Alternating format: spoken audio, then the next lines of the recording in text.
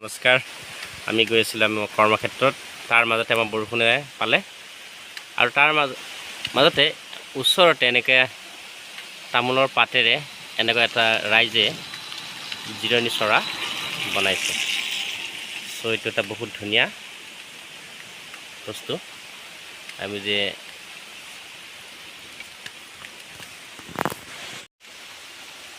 তামোল পাতেৰে এনেকৈ জিৰণি চৰা মুহুৰা চাপৰিত ঢকুৱাখানা এনেদৰে ৰাইজে বনাইছে আমাৰ।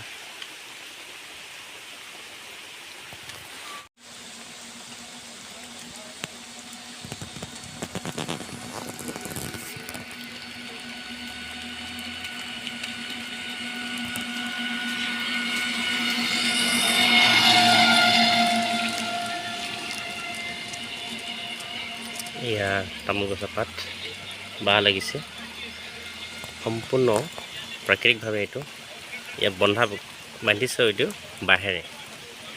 ইয়াত অকল তাঁৰ এডাল আছে, আমি চাইছোঁ।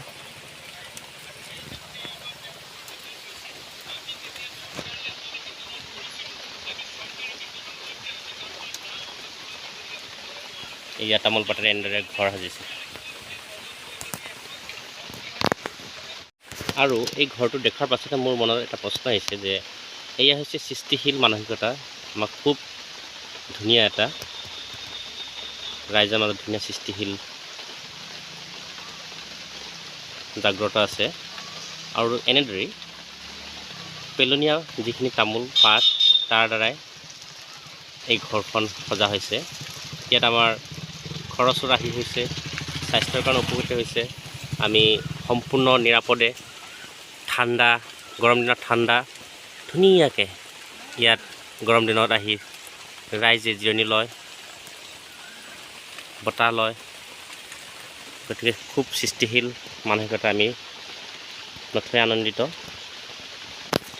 তলডোখৰত এনেকৈ বাঁহেৰে সাজিছে চাংঘৰ।